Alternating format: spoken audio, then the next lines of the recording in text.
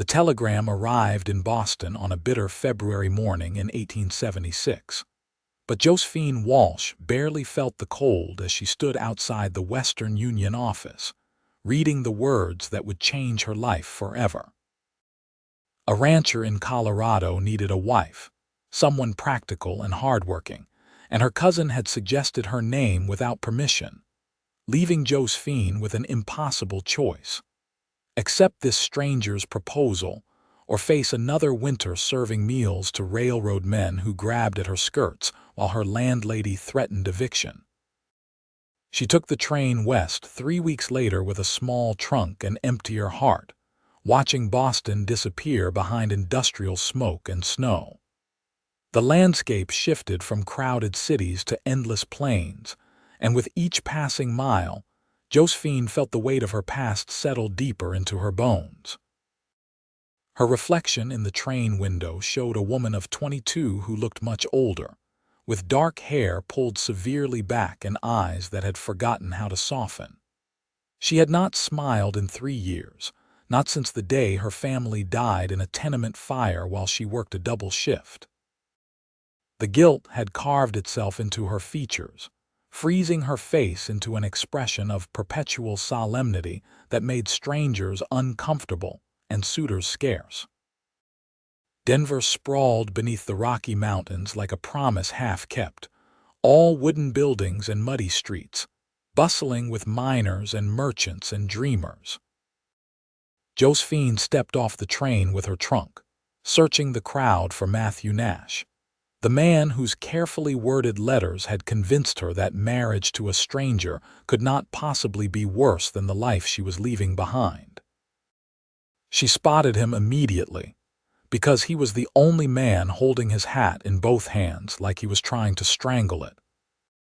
Tall and lean, probably 26 or 27, with sandy hair that looked like he had tried to comb it with his fingers and bright blue eyes that went wide when they landed on her.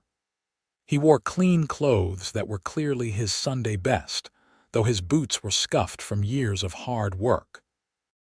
"Miss Walsh," his voice carried a nervous tremor, "Mr. Nash." She kept her tone flat, her face expressionless. "I hope the journey was not too difficult." He reached for her trunk and she noticed his hands shook slightly. "I have a wagon waiting. My ranch is about an hour outside town." "That is acceptable." Josephine followed him through the crowded station, aware of people staring at her severe expression, their whispers following like ghosts. Matthew loaded her trunk with ease despite his obvious anxiety, then helped her onto the wagon seat with exaggerated care, as though she might shatter. He climbed up beside her and took the reins, clicking his tongue at the horses. They rode in silence for the first 15 minutes, the city giving way to open land dotted with early spring grass. Matthew cleared his throat several times, and Josephine could feel him stealing glances at her rigid profile. "The ranch is not much," he finally said, his words tumbling out fast. "But it is growing. I have about 200 head of cattle, good grazing land, a house that is solid. I built most of it myself. It has 2 bedrooms, which I thought you might appreciate. I mean, until you are comfortable. If you ever are, I do not expect anything. That is, I hope we can be friends first." Josephine kept her eyes on the horizon. "You wrote that you needed help with the ranch." "Yes, madam. Cooking, some cleaning, tending the vegetable garden. During roundup, I sometimes need an extra pair of hands with the branding.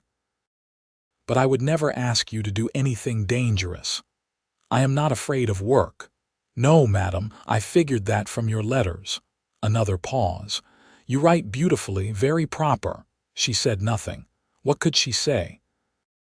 That her letters were as empty as she felt, carefully constructed sentences that revealed nothing of the hollow woman who wrote them.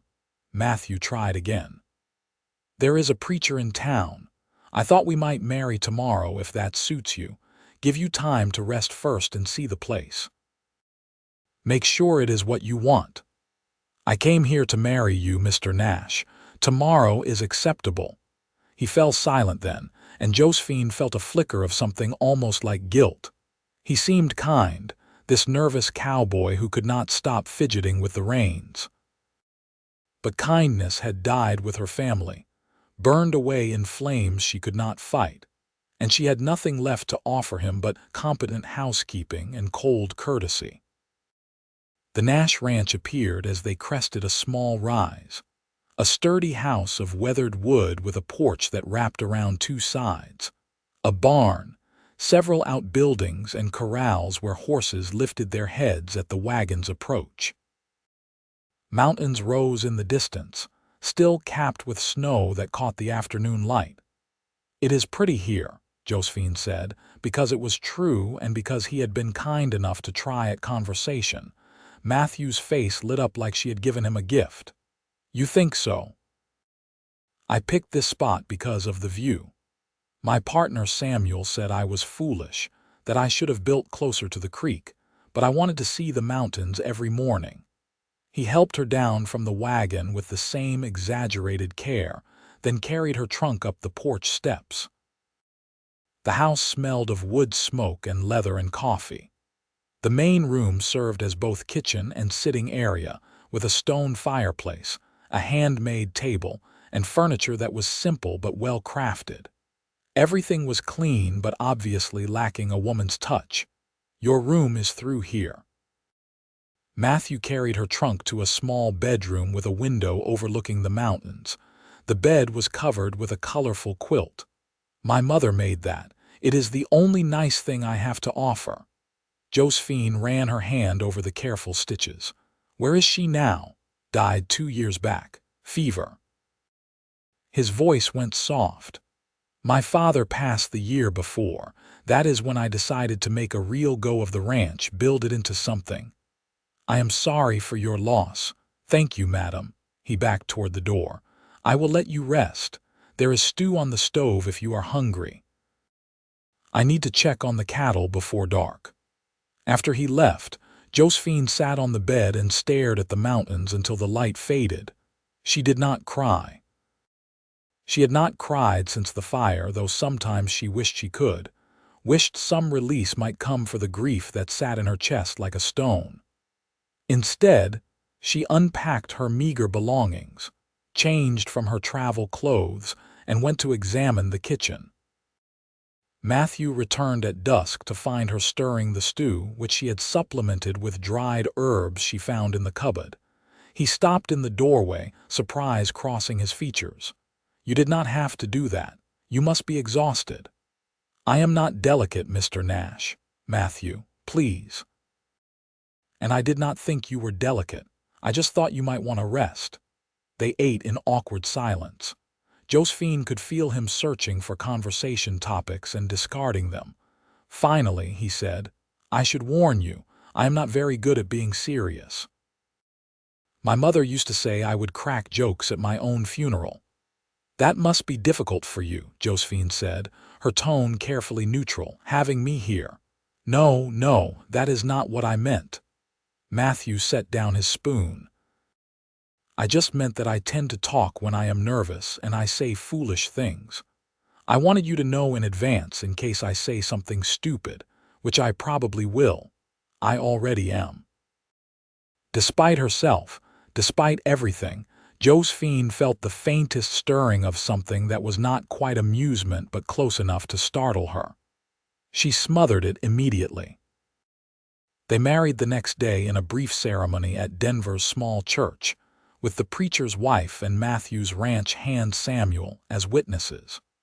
Josephine wore the best dress she owned, a gray wool that matched her mood, and spoke her vows in a steady voice that betrayed nothing. Matthew fumbled the ring, dropped it twice, apologized profusely, and finally got it on her finger with a relieved grin that faded when he saw her unchanging expression. The preacher pronounced them married, and Matthew kissed her cheek with the gentleness of someone handling something fragile and possibly dangerous. "Well, Mrs. Nash," he said as they left the church, "I promise to do my best by you. As will I, Mr. Nash." "Matthew," he corrected gently. "We are married now." Matthew, she repeated, but could not bring herself to invite him to use her Christian name. They returned to the ranch, and life settled into a pattern. Josephine rose before dawn, made breakfast, tended the house and garden, prepared meals, and kept everything running with quiet efficiency. Matthew worked the cattle, repaired fences, broke horses, and tried daily to make her smile. At first, his attempts were tentative. He would tell stories about his childhood, embellishing them with silly voices and exaggerated gestures. Josephine would listen politely, nod at appropriate moments, and return to her work. He brought her wildflowers and presented them with elaborate bows. She put them in water and thanked him with the same inflection she used for everything. A month into their marriage, Matthew came in from the range covered in mud from head to toe. He stood in the doorway and said, "Before you ask, yes, this was a cow. No, I do not want to talk about it.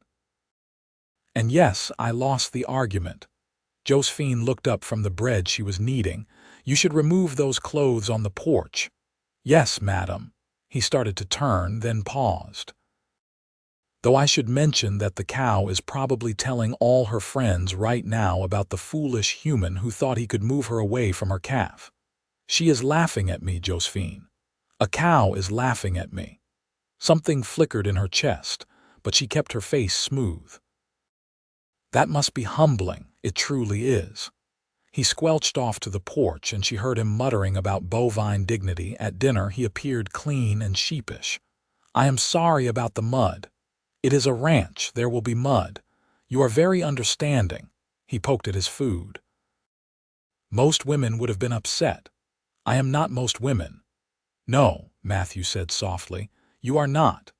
The weather warmed, and spring brought calving season.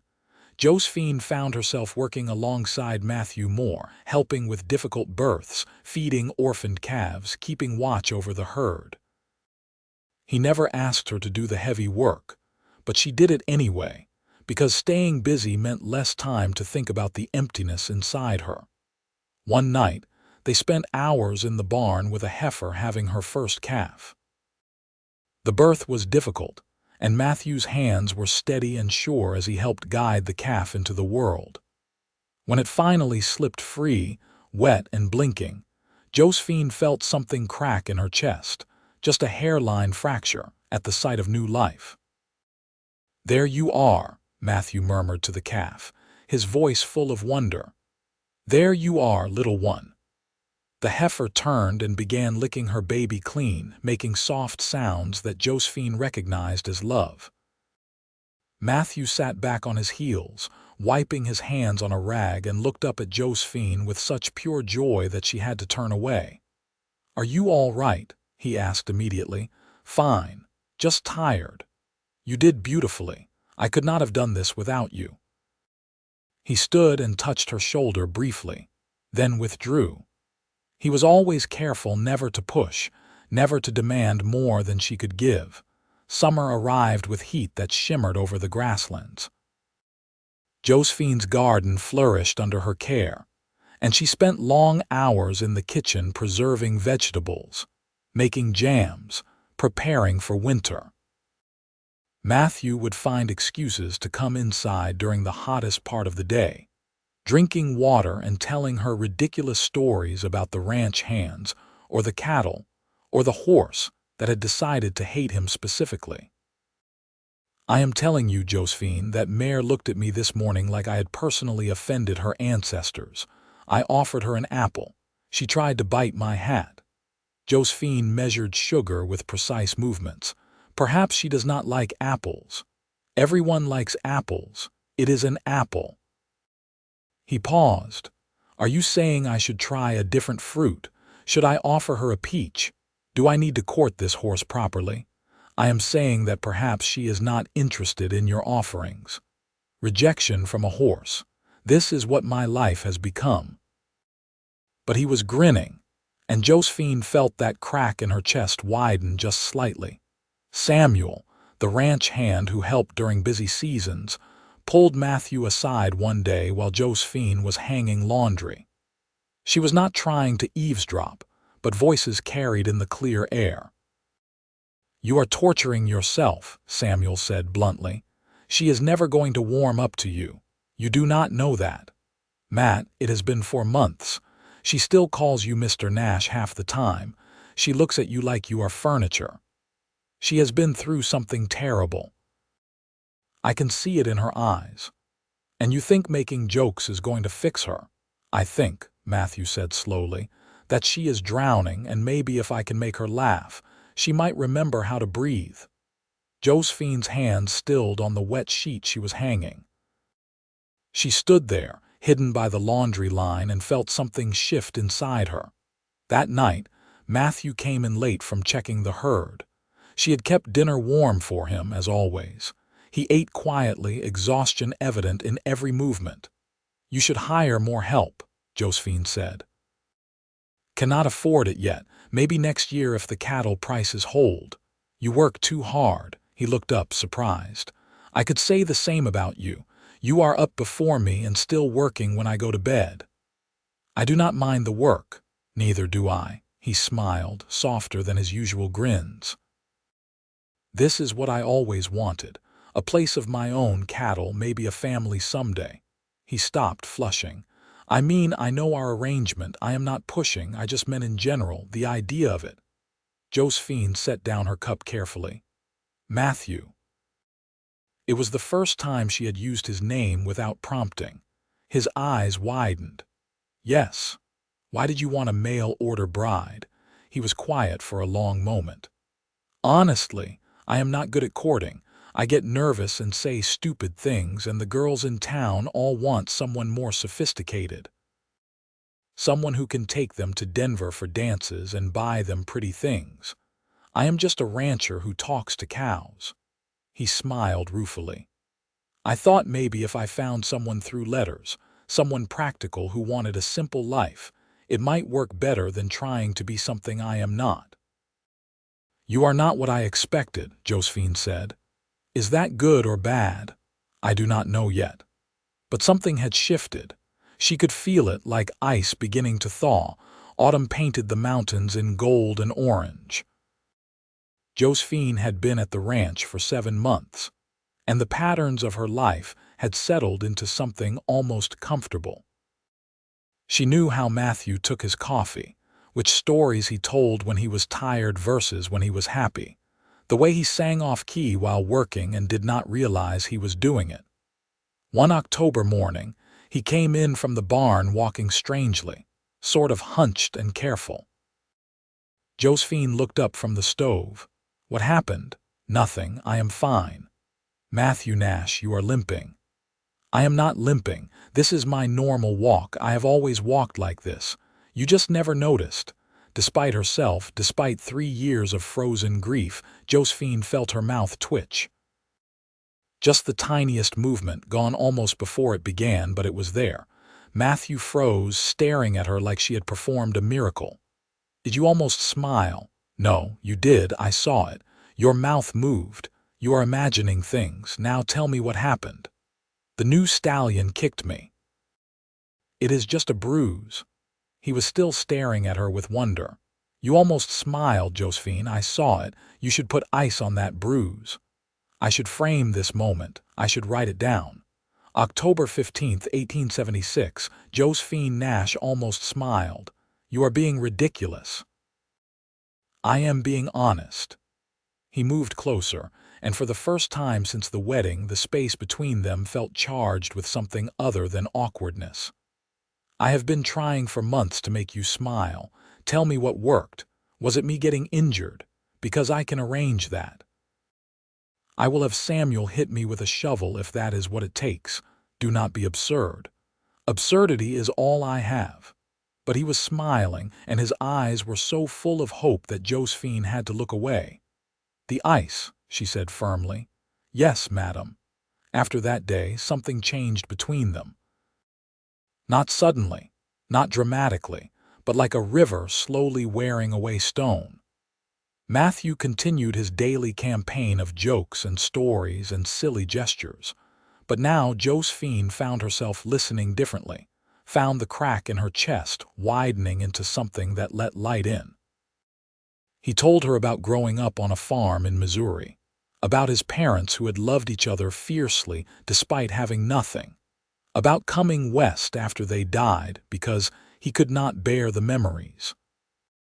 She recognized grief in his stories, the same weight she carried, and realized he understood more than she had given him credit for. One evening in late October, they sat on the porch watching the sunset paint the mountains purple and pink. Matthew rocked in his chair, comfortable in the silence that had become less awkward and more companionable. "Can I ask you something?" he said finally. "You may. You do not have to answer, but I have been wondering for a while." He hesitated. "What happened that made you stop smiling?" Josephine was quiet for so long that Matthew started to apologize, but she held up a hand. "My family," she said, her voice rough with disuse of these particular words. "My parents and 2 younger sisters. They died in a fire 3 years ago. I was working. I was always working because we needed the money. They died alone and afraid, and I was not there." "Oh, Josephine." Matthew's voice broke on her name. "I have not smiled since the day I identified their bodies. It felt wrong to feel joy when they could feel nothing.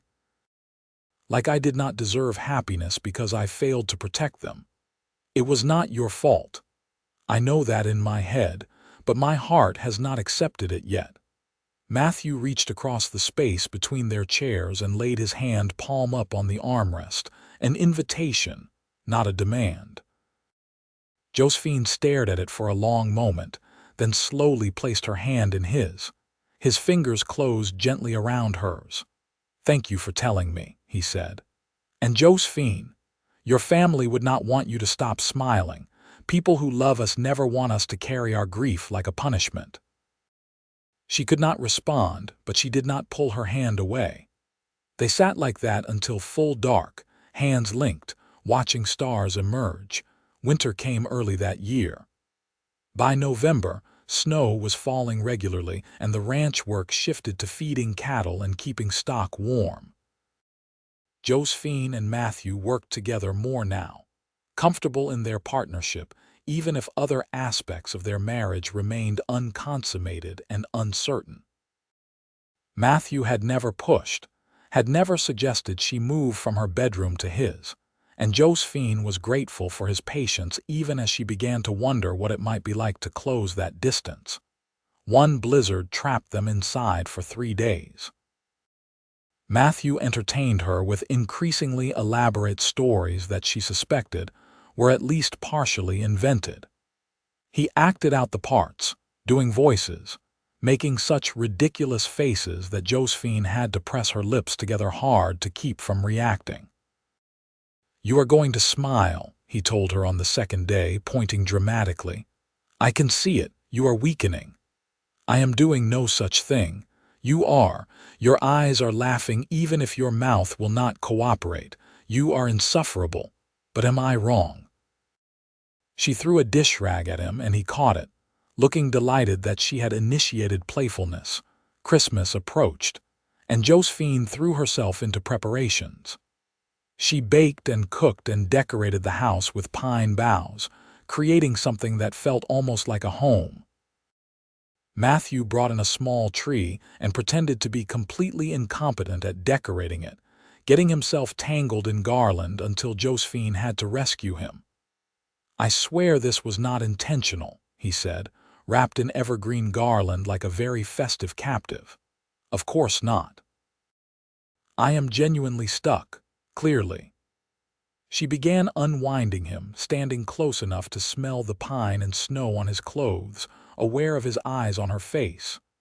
"Josephine," he said softly. She looked up, and the expression in his eyes made her breath catch. "Not just hope now, but something deeper, warmer, more dangerous." "Yes, I am falling in love with you. I think I have been since the day you arrived looking like you might murder me if I said the wrong thing. I know that is not part of our arrangement, and I am not asking for anything you cannot give. I just wanted you to know." Josephine's hand stilled on the garland. "Matthew, I do not know if I can give you what you want. I do not know if there is enough left of me. I am not asking you to be anything other than what you are. I just want to spend my life trying to make you happy, even if I only succeed occasionally." He smiled crookedly. "Besides, I am already committed to making you smile. I have a goal now. I cannot abandon a goal. You are ridiculous." "So you keep saying. One day you will say it while smiling, and I will die a happy man." She finished freeing him from the garland, but when she would have stepped back, he caught her hand. "I can wait," he said. "I am a patient man when it matters." Christmas morning, Josephine woke to find a package wrapped in brown paper on the kitchen table. Inside was a beautiful shawl in deep blue, soft as clouds, clearly expensive. Matthew shuffled in from the barn, stamping snow from his boots. "Merry Christmas. This is too much." "It is exactly enough. I saw it in Denver last month and thought it matched your eyes." He paused. "You have very pretty eyes. I do not think I have told you that." Josephine wrapped the shawl around her shoulders, feeling the warmth of it, the warmth of being seen and cared for. "I have something for you as well." She retrieved the package she had hidden in her room. She had knitted him a scarf in the evenings when he thought she was mending, using wool she had ordered from town. It was not fancy, but she had put care into every stitch. Matthew held it like it was made of gold. "You made this. It is just a scarf. It is not just anything." He wrapped it around his neck immediately, despite being indoors. "I am never taking this off. I am going to wear it every day, even in summer. You will get heat stroke." A small price to pay. They had Christmas dinner together, the house warm and filled with good smells, and Josephine felt something perilously close to contentment. After they ate, Matthew pulled out a harmonica and played while she cleaned up, filling the house with music that was surprisingly good. "You never told me you could play," she said. "You never asked. I am a man of many talents." He played a few more notes, most of them useless, but still. The winter deepened, and with it, Josephine felt her defenses continue to crumble. Matthew was relentless in his gentle campaign, finding new ways every day to try to coax some reaction from her. He made up songs about the chickens. He told the horses elaborate stories about their ancestors. He once spent an entire dinner speaking in an atrocious British accent for no reason other than to see if she would react. She did not smile, but it was getting harder not to. In February, a year after she had first received the telegram that changed her life, a late-season blizzard struck with unusual ferocity. Matthew was out checking on the cattle when it hit, and Josephine watched the sky darken with growing fear. He should have been back by now. She paced the house, then the porch, peering into the white curtain of falling snow. An hour passed. Then two. Fear, real and sharp, cut through her careful numbness. She was pulling on her heaviest coat, preparing to go looking for him despite the danger, when she saw a shape emerge from the storm. Matthew, leading his horse, covered in snow and stumbling with exhaustion. Josephine ran off the porch, something she never did, and grabbed his arm. "You fool. You could have frozen." Had to make sure the cattle were secure. His lips were blue, his words slurred with cold. She got him inside, got his frozen clothes off with shaking hands, wrapped him in blankets by the fire. She heated water, made coffee, brought him soup, and all the while fear pounded in her chest. He could have died. This man who had been nothing but kind to her, who had asked for nothing except the privilege of trying to make her happy, could have frozen in the snow. "I am all right," Matthew said through chattering teeth. "Just stupid. Samuel warned me the storm was coming in fast. I should have listened." "You should have." Josephine's hands shook as she handed him more coffee. "You should have come back sooner." "Are you angry with me?" "Yes, no." "I do not know." She sank into the chair across from him. I thought you were dead. I am sorry. I did not mean to scare you. You terrified me." The admission burst out before she could stop it. "The thought of you out there, freezing, dying, and I would never be able to tell you." "Tell me what?" Josephine looked at him, this man who had spent a year being patient and kind and ridiculous, who had asked for nothing and given everything, and felt the last of her frozen heart crack open. "That I love you too," she whispered. "I did not want to. I tried not to. But you made it impossible." Matthew set down his coffee with shaking hands. "Josephine, I do not know how to be the wife you deserve. I do not know if I will ever be whole again. But I know that losing you would break what is left of me." He stood, wobbling slightly, and crossed to her chair. He knelt beside it, taking her hands in his warming ones. "You are already the wife I need. You are strong and capable, and you have survived things that would have destroyed a lesser person. I do not need you to be whole. I just need you to let me love you." Josephine touched his face with trembling fingers, feeling the cold skin, the rough stubble, the reality of him. "I am afraid. So am I. Love is terrifying." He smiled crookedly. "But I have been afraid before, and I find it is easier when you are not alone." She leaned down and kissed him, soft and tentative, and felt him go very still. Then his hand came up to cup her cheek, and he kissed her back with such gentleness that something inside her finally, fully broke open. When they parted, Matthew was staring at her with wonder. "What?" she asked. "You are smiling." Josephine raised a hand to her mouth, feeling the unfamiliar curve of her lips. She was smiling. For the first time in 3 years, she was smiling. "I am," she said, and felt tears start to fall. 3 years of frozen grief melting all at once. Matthew pulled her out of the chair and into his arms, holding her while she cried, whispering comfort into her hair. She wept for her family, for the lost years, for the woman she had been and the woman she was becoming. He held her through all of it, steady and sure. When the storm of tears finally passed, she pulled back to look at him. "I am sorry." "For what?" "For being human, for grieving. Do not apologize for feeling things. I have wasted so much time." "You have not wasted anything. You survived. That took all your strength, and I will never fault you for that." He brushed tears from her cheeks. "Besides, I rather enjoyed the challenge. I have a very competitive nature." She laughed, the sound rusty but real, and watched his face light up like sunrise. "There," he said softly. "There you are." That night, Josephine moved her things into Matthew's room. They made love with the tenderness of people who had waited a long time, who knew the value of what they had found. Afterward, she lay in his arms listening to his heartbeat, feeling safe for the first time in years. "Matthew," he sounded half asleep, content. "Thank you for not giving up on me." "Josephine, my darling wife, I would have spent my entire life trying to make you smile. I am just glad it only took a year." Spring returned, and with it came a softening in Josephine that everyone noticed. She smiled more often now, laughed at Matthew's jokes, initiated playfulness herself. The ranch hands did double takes the first time they heard her laugh, a clear, bright sound that made Matthew grin like he had won a prize. Samuel pulled him aside one day. "I was wrong, I admit it." "About what?" "About her. About you too. I thought you were torturing yourself for nothing." He shook his head.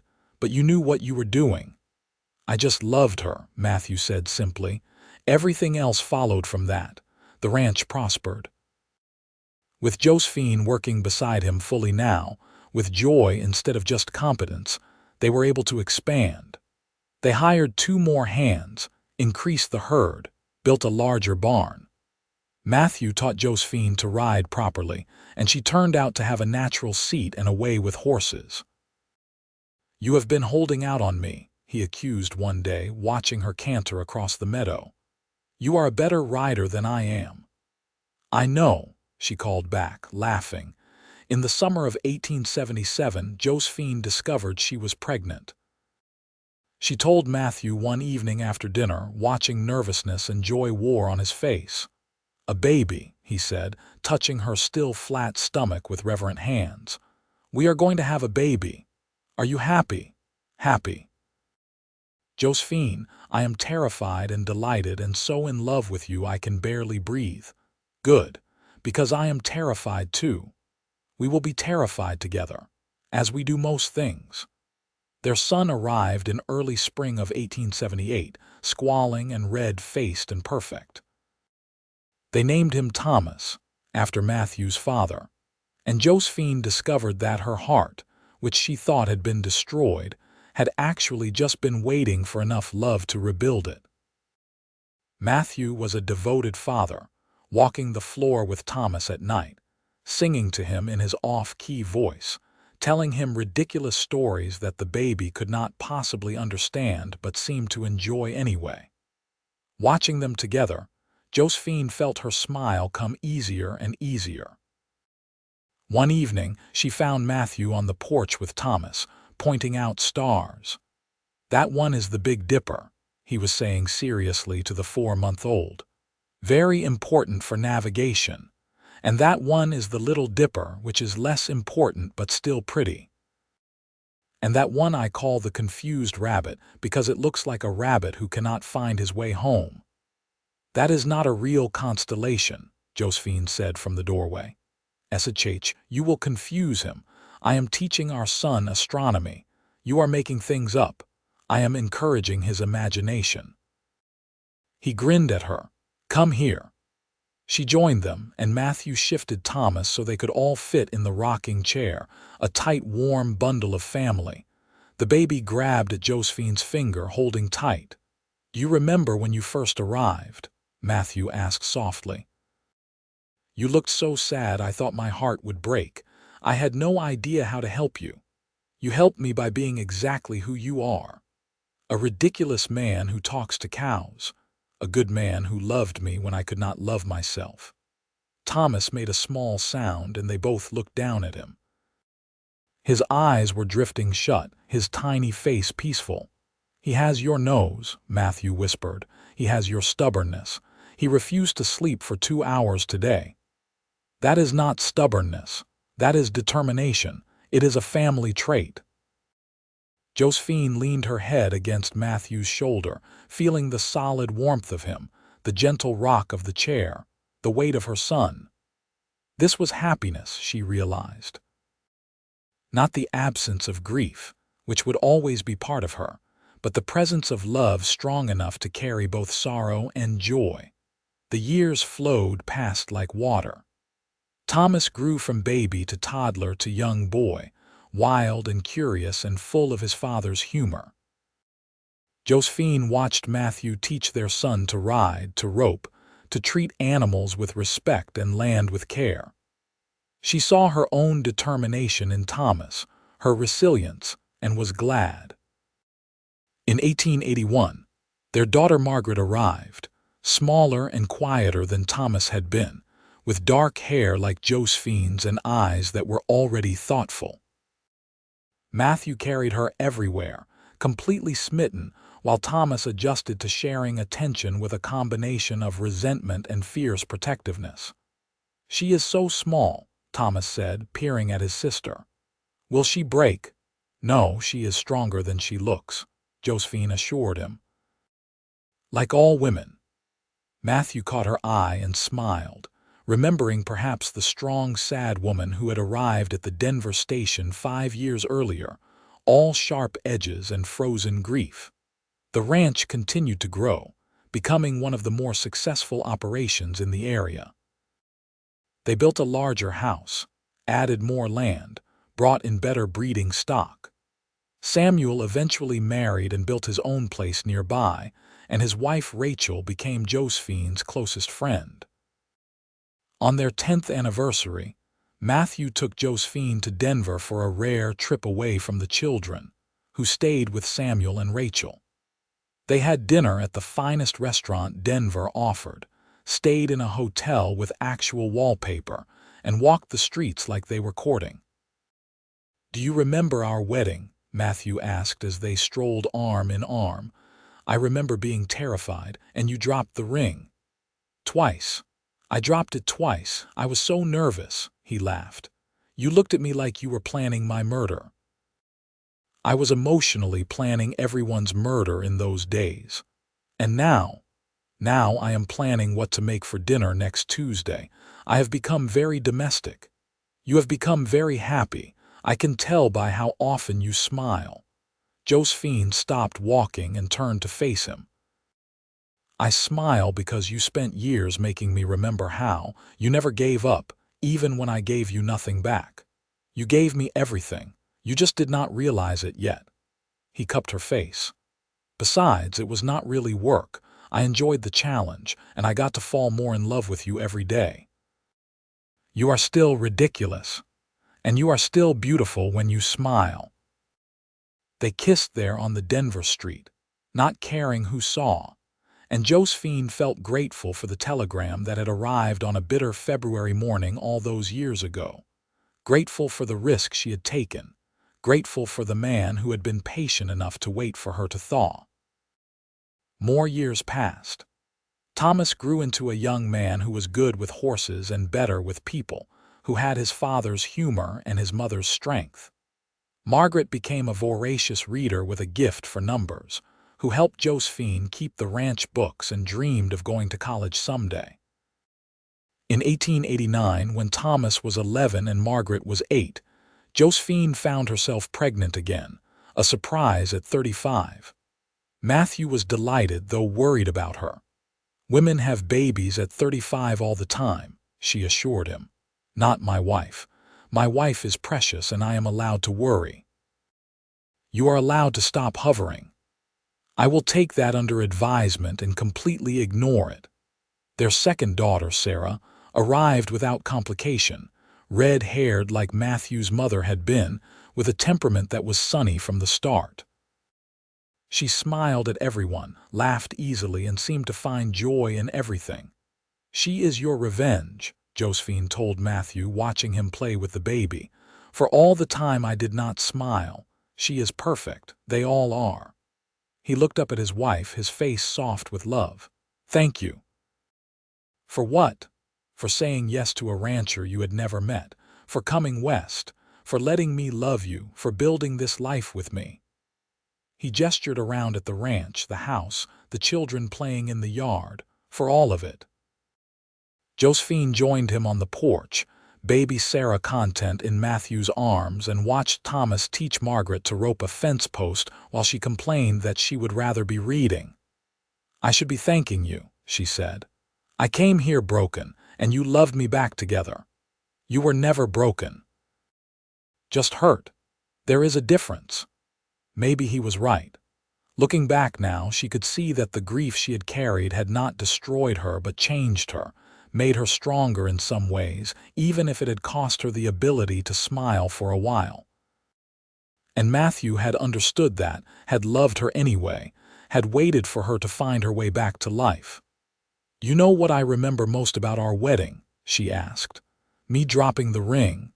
You kissing my cheek like I was something fragile and precious. Like you were already trying to protect me. You were precious. You still are. I am a rancher's wife with 3 children and dirt under my fingernails. You are the woman I love, the woman who survived loss and found the strength to love again. The woman who smiled again because she was brave enough to try." He shifted Sarah to one arm and pulled Josephine close with the other. "You are everything." They stood like that, watching their children in the golden afternoon light, and Josephine thought about the journey that had brought her here. The fire that had taken her family. The desperate decision to accept a stranger's proposal. The cold woman who had stepped off the train in Denver, certain she would never feel joy again. The patient man who had spent a year making jokes and bringing flowers and never giving up. She had not believed in second chances then. Had not believed that a heart could mend, that smiles could return, that love could grow in the ashes of loss. But Matthew had believed enough for both of them, and his belief had carried her through until she could believe it herself. Thomas whooped as he successfully roped the post, and Margaret rolled her eyes but smiled. Sarah cooed and grabbed at Matthew's nose. The mountains rose in the distance, solid and eternal, and the ranch spread around them, built from hard work and hope. This was her life now. Not the one she had planned, not the one she had lost, but something new and precious and entirely hers. "Matthew," she said. "Yes, love, thank you for making me smile." He kissed the top of her head. "Thank you for letting me try." The sun set over the Colorado mountains, painting the sky in colors that had no names, and the Nash family went inside to dinner, carrying their love and laughter with them like light. 20 more years passed in the swift way that time moves when life is full. Thomas married a schoolteacher named Alice and started his own ranch nearby, giving Matthew and Josephine 3 grandchildren to spoil. Margaret went to college in Denver, shocking everyone but Josephine, and became a teacher herself, marrying late to a lawyer who appreciated her sharp mind. Sarah, their surprise baby, grew up to be as sunny and kind as she had started, marrying a rancher's son and staying close to home. Matthew and Josephine grew older together, their hair going gray, their hands becoming lined with the work of decades. But the love between them never faded. If anything, it deepened, settling into something comfortable and sure, like a favorite chair or a well-worn path. On their 30th anniversary in 1906, their children threw them a party at the ranch. The house, expanded and improved over the years, filled with family and friends, with laughter and music and food. Matthew stood to make a toast, and the room quieted. 30 years ago, he said, I sent away for a mail-order bride because I was terrible at courting and no local woman would have me. Laughter rippled through the room. A woman arrived who did not smile, who looked at me like I was a particularly challenging problem she had to solve. I fell in love with her immediately. He found Josephine in the crowd, his eyes warm. I spent a year trying to make her smile. I told jokes. I made a fool of myself. I brought her wildflowers and acted out stories and generally made a nuisance of myself. You still do, Josephine called out, and everyone laughed. And she is right. I have spent 30 years trying to make her happy, and I plan to spend however many years I have left doing the same thing. He raised his glass. To my wife, who taught me that patience is not about waiting, but about loving someone enough to let them heal in their own time. To Josephine, who smiled again because she was brave enough to let herself feel joy. I love you more today than I did yesterday, and I will love you more tomorrow than I do today. Josephine stood and crossed to him, tears in her eyes. Happy tears now, not the frozen grief of their early days, but the overflow of a heart too full to contain its joy. And I love you, she said, her voice carrying through the quiet room, for never giving up on me, for seeing who I could be when I could only see who I had lost, for making me laugh when I had forgotten how. She kissed him softly. You are still ridiculous, and you still smile when you say it. I count that as a victory. They kissed again, and the room erupted in applause and cheers. Their children beamed. Their grandchildren, too young to understand the whole story but old enough to recognize love, clapped enthusiastically.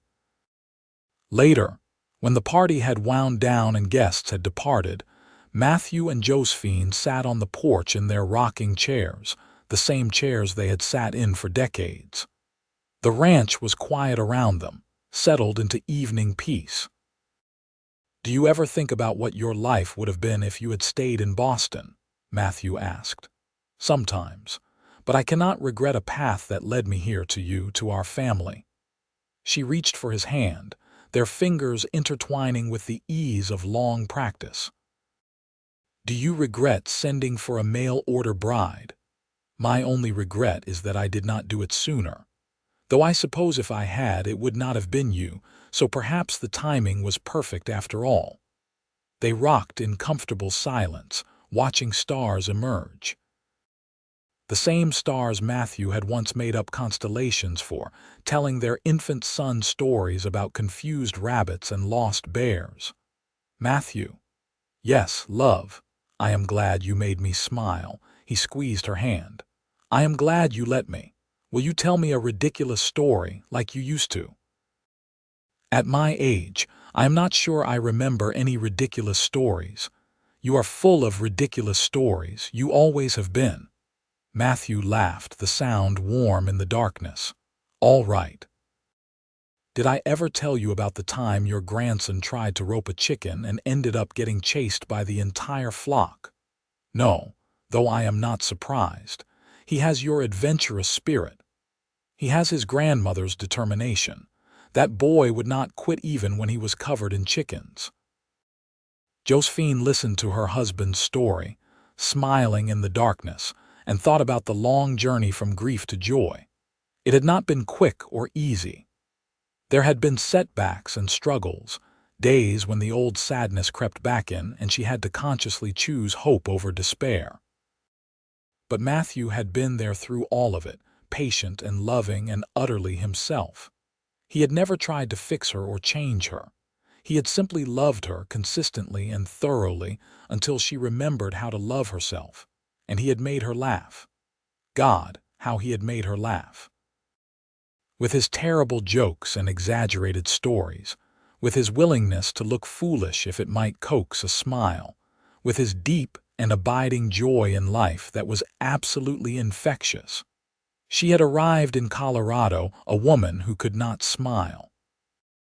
She would leave it someday a woman who had smiled more than she could count, who had laughed until her sides hurt, who had built a life filled with love and light.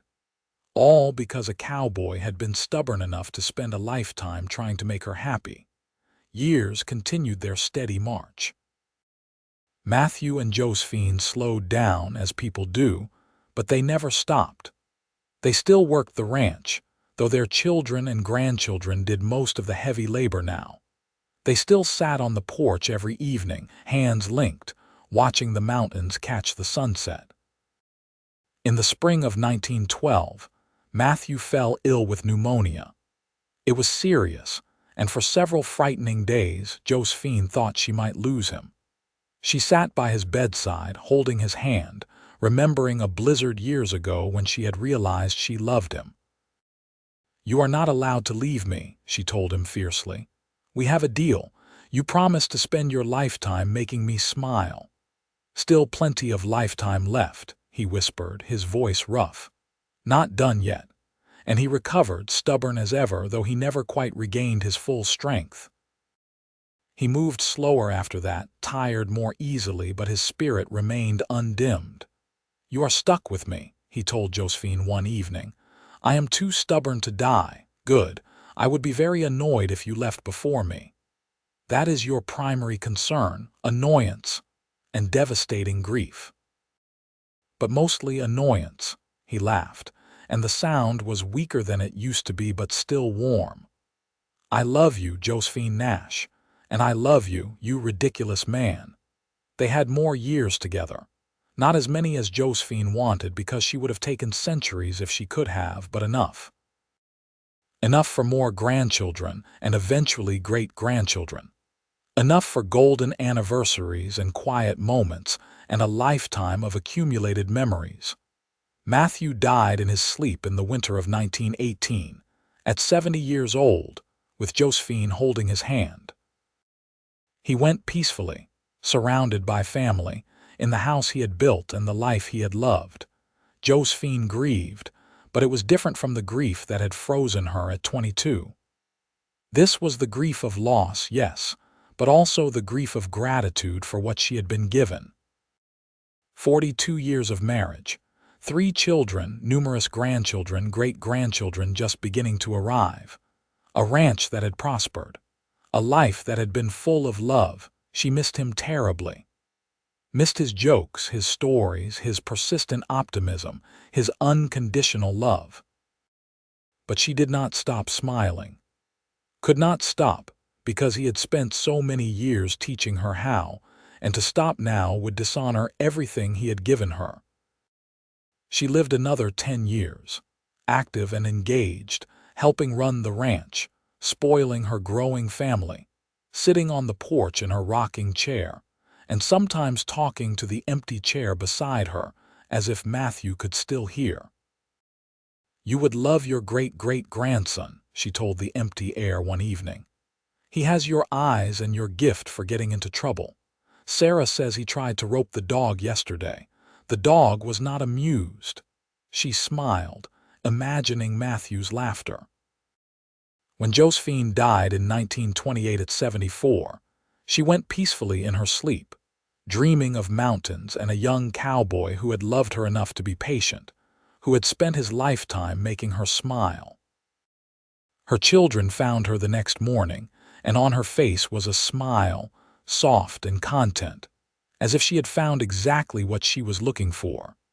They buried her next to Matthew on a hill overlooking the ranch, with a view of the mountains they had both loved. The headstone was simple, with both their names and dates, and below an inscription that Thomas had chosen. She smiled again. He never stopped trying. The ranch continued, passing through generations, each one adding their own stories to the land. But in the family, the story of Matthew and Josephine was told and retold, growing into legend. The mail-order bride who could not smile and the cowboy who spent his lifetime making her laugh, who built a love so strong it carried through decades and echoed down through the years.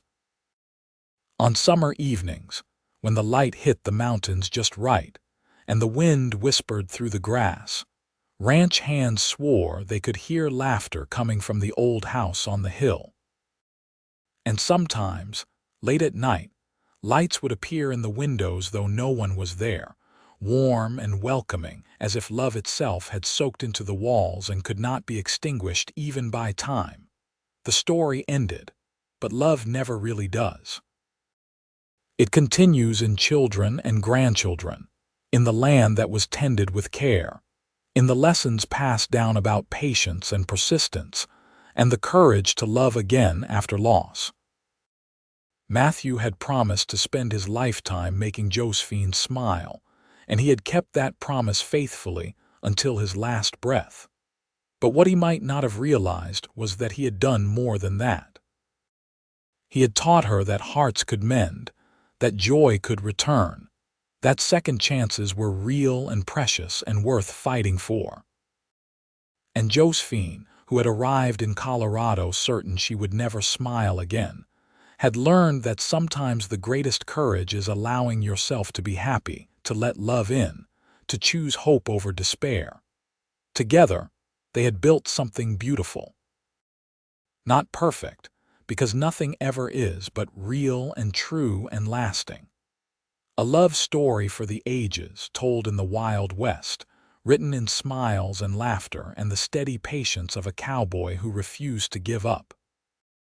The end of their story was also a beginning, the start of a legacy that would echo through generations, reminding their descendants that love is always worth the wait, that patience is a form of devotion, and that sometimes the greatest gift we can give another person is the space to heal and the persistent gentle reminder that joy is still possible, still waiting, still there for the taking. In the end, that is what Matthew gave Josephine. Not just smiles and laughter, though there had been plenty of both, but permission to live again, to feel again, to love again.